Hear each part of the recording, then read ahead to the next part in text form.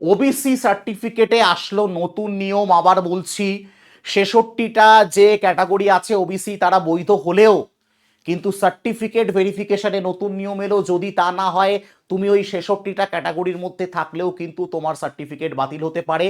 West Bengal government থেকে কিন্তু নতুন একটা নির্দেশিকা জারি হয়েছে, যার ডিটেল আমরা এই ভিডিওতে দেখব। যারা নতুন এলে প্রত্যেককে স্বাগত WBBSC টেক্সট বুকে। আশা করি প্রত্যেকে আমাকে দেখতে শুনতে পাচ্ছ। কি ওবিসি সার্টিফিকেটের নতুন নিয়ম, যেখানে রাজ্য সরকারি সকল নিয়োগে চালু হলো, অন্যথায় আবেদন বাতিল হতে পারে। বিস্তারিত জানবো আমরা। দেখো, রাজ্য সরকারের যে নোটিফিকেশনটা দিয়েছিল, বলছে the government of West Bengal backward class welfare department administrative building, তোমার সল্টলেক থেকে বলছে applicability of OBC reservation for non creamy layer status in admission and recruitment process. অর্থাৎ আমরা ওবিসি সার্টিফিকেট কোথায় ইউজ করি? হয় কোথাও অ্যাডমিশনে, নয় কোনো নিয়োগের জন্য, কোনো চাকরিতে আবেদন করার জন্য। বাট এতদিন আমরা জানি যে এনসিএল ব্যাপারটা কিন্তু শুধুমাত্র সেন্ট্রাল গভর্নমেন্টের এক্সামে প্রমাণ দিতে হতো। এনসিএল নন ক্রিমিলিয়ার, অর্থাৎ আমার ইনকাম নেই, আমি ওবিসির সংরক্ষণ চাই। ক্রিমিলিয়ার হয় যারা আমরা সংরক্ষণ চাই না, বাট আমরা ওবিসি। কিন্তু এটা কিন্তু স্টেট গভর্নমেন্টে এখন থেকে চালু হয়ে গেল যে তুমি যে কোনো জায়গায় ভর্তি হতে চাও, যে কোনো চাকরির নিয়োগে যেতে চাও, তোমাকে কিন্তু এনসিএল বানাতেই হবে। নন ক্রিমিলিয়ার সার্টিফিকেট তোমাকে বানাতে হবে, তোমার কাছে একটা নতুন পুরনো যে সার্টিফিকেটই থাকুক না কেন। বলছে it has been observe that various admission authorities and recruiting agency have from time to time sought clarification from the department regarding eligibility of candidate of OBC category based his or her non-creamier status at the time of admission in higher education or recruitment. In this regard, it is clarified that mere possession of parental OBC certificate does not automatically confer to enter to OBC reservation benefits.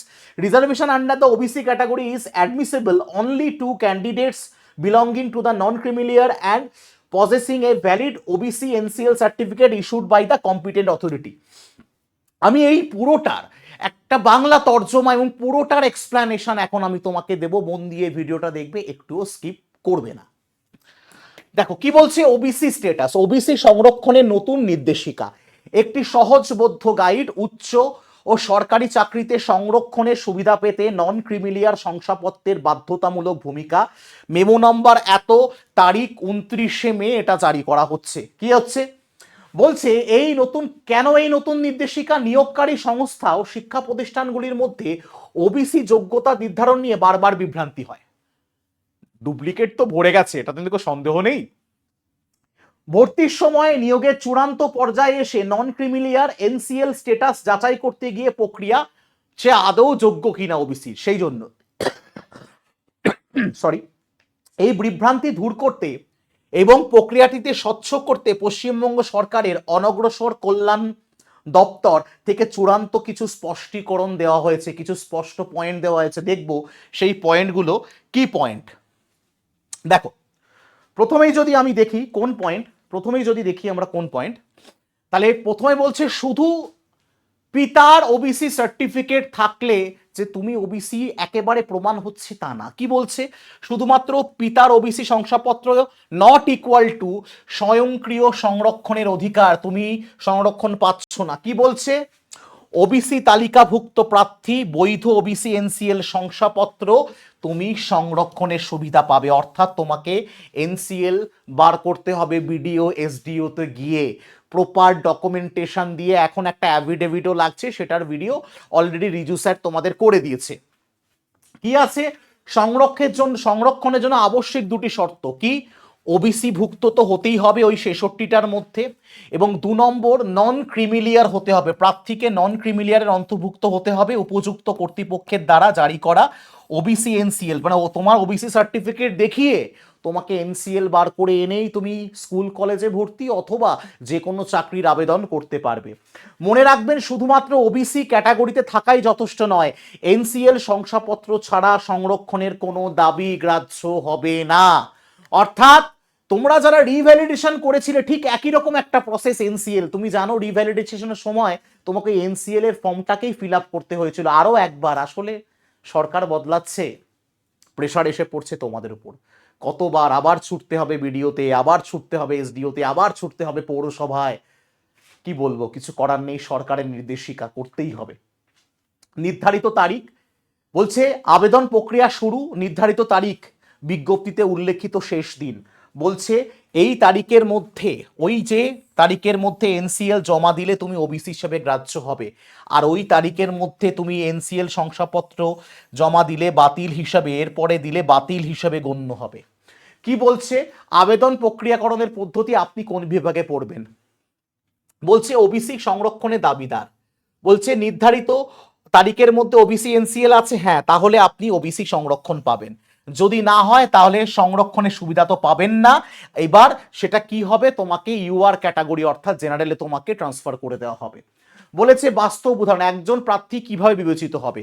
পিতামাতার আছে, শুধু পিতামাতার আছে তো দরকার, নির্ধারিতের মধ্যে OBC NCL নেই, সে কিন্তু হলো না। তাহলে কি আছে, ওবিসি স্ট্যাটাস তো আছে এবং তোমাকে এনসিএল সার্টিফিকেট বার করতে হবে, তাহলেই কিন্তু তুমি ওবিসি সংরক্ষণ, সেটা মার্কসে বলো, সিটে বলো, টাকায় বলো, এভরিথিংয়ে। তো পরিষ্কার কথা, ফর্ম ফিল আপের সময় তোমার কি করণীয়। ফর্ম ফিল আপের সময় করণীয়, Sanjay Bansal is secretary of government of West Bengal, তিনি কি বলছেন, তিনি বলছেন যদি আপনি জানেন যে নির্ধারিত তারিখের মধ্যে আপনার হাতে অবৈধ এনসিএল সার্টিফিকেট আসবে না, তাহলে ওবিসি হিসাবে আবেদন করবেন না।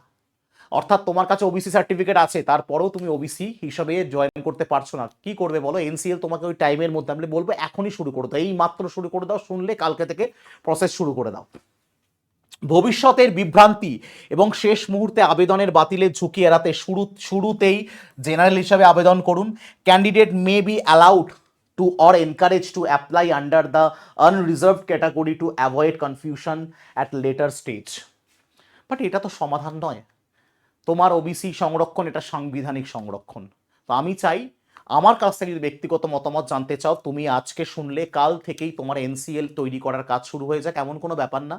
পঞ্চায়েত হলে ইনকাম সার্টিফিকেট নিয়ে সেখান থেকে বিডিওতে জমা করো, পৌরসভা হলে পৌরসভা এক্সিকিউটিভ অফিসারের সিগনেচার নিয়ে ওই কপিটাকে তুমি প্রপার ডকুমেন্ট, ওখানে সমস্ত ডকুমেন্ট কী কী আছে, অনেক বার্থ সার্টিফিকেট আছে, বাবা মায়ের আধার কার্ড আছে, ওই কাস্ট সার্টিফিকেট নিয়ে তোমাকে এসডিও সাব ডিভিশনাল অফিসারে গিয়ে জমা দাও। ম্যাক্সিমাম যদি ঠিকঠাক করে কম্পিটেন্ট অথরিটি কাজ করে 2 দিন লাগে, 2 দিন, বা অনেক সময় সকালে জমা দিলে রাত্রিবেলা, ব্যাপারটা পুরোটাই অনলাইনে ডাউনলোড করা হয়। এখন ব্যাপার ডিপেন্ড করে, সব জায়গায় সমানভাবে সরকার বা সরকারি কর্মচারী কাজ করেন না, হয়তো এখন করছে, কারণ সরকারি কর্মচারীদের এখন একটা ভয় আছে, 10টা 15 থেকে 5টা 15 পর্যন্ত কাজ করতে হবে, যদি করে তাহলে তোমার 2 থেকে 3 দিন লাগবে। এটা কখনোই সমাধান না যে পারছি না মানে জেনারেলভাবে অ্যাপ্লাই করবো। ওকে, আশা করি পুরো বিষয়টা তোমাকে ভিডিওতে বোঝাতে পেরেছি। এনসিএল মাস্ট করতেই হবে, তা নাহলে ওবিসি থেকেও রইল না। তো আর তুমি জানো, আর টেক্সট বুক তোমাদের জন্য সব সময় তোমার পাশে আছে, আমি কখনো বিভ্রান্ত করি না, সঠিক তথ্য দিলাম, তাই সঠিকভাবে কাজগুলো করে নিও। আর পরিষ্কার কথা, যে টেনশন করার কিচ্ছু নেই, জাস্ট এনসিএল বার করো, এনসিএল বার করে মসৃণ প্রক্রিয়ায় ঢুকে যাও। এবং পরিষ্কার কথা, এটা তো নির্দেশিকা মানতেই হবে, কিছু করার নেই। এবং আর যদি মনে করো প্রস্তুতি নেবে, শুধুমাত্র তো এনসিএল হলে হবে না, প্রিপারেশনও দরকার। আমাদের কিন্তু সমস্ত রকম প্রিপারেশন চলছে একটা সাবস্ক্রিপশানে। কী কী প্রিপারেশন স্যার, একবার বলুন কি কি।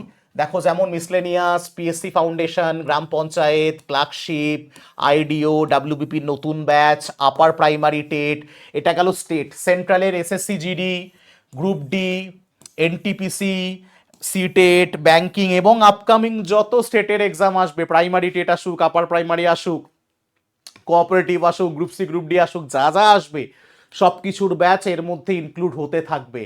কত স্যার দাম কত, মাত্র 1799 টাকা 1 বছরের জন্য। কোর্সটার কি নাম, কোর্সটার নাম সুপার পাস লাইভ। কোথায় লিঙ্ক পাবো, এই নাম্বারে হোয়াটসঅ্যাপ করো, তোমার কাছে সরাসরি লিঙ্ক আসবে, প্রথম লিঙ্কটা ক্লিক করে পে করে দেবে, পে করে স্ক্রিনশট পাঠাবে এই হোয়াটসঅ্যাপ নাম্বারে। তোমাকে কিভাবে তুমি ক্লাস করবে, মক টেস্ট দেবে, আর কি কি পাবে, শুধু ক্লাস পাবে না, শুধু ক্লাস পাবে না, এর সাথে সাথে 1 লাখের বেশি মক টেস্ট পাবে, 7খানা বই পাবে, পিডিএফ নোট পাবে, প্রিভিয়াস ইয়ার পেপার পাবে, প্র্যাকটিস কোয়েশ্চেন পাবে, লাইভ প্লাস রেকর্ডেড ক্লাস পাবে, 375টার বেশি ব্যাচ পাবে। তাহলে আজকে দেরি করছো কেন, এখনই টেক্সটবুক অ্যাপটা ইনস্টল করো, ইনস্টল করে সুপার পাস লাইভ নিয়ে প্রিপারেশন নাও। আর কন্টেন্টে টেক্সটবুকের আশেপাশে কেউ নেই, মক টেস্টে কেউ নেই, ক্লাসে কেউ নেই, তাই তৈরি করো প্রিপারেশন। ওকে, আর যদি আমার সাথে তুমি জুড়ে থাকতে চাও সব সময়ের জন্য, যে স্যারের কাছ থেকে সমস্ত আপডেট আমি পেতে চাই, তাহলে অবশ্যই তুমি শুভম স্যার টেক্সট বুক এই টেলিগ্রাম চ্যানেলটা জয়েন করে নিও। এখনকার মতো বিদায় নিচ্ছি, প্রত্যেকে ভালো থেকো, সুস্থ থেকো, যুদ্ধে থেকো। যারা নতুন এলে চ্যানেলটাকে সাবস্ক্রাইব করো। ব্যাস, জয় হিন্দ।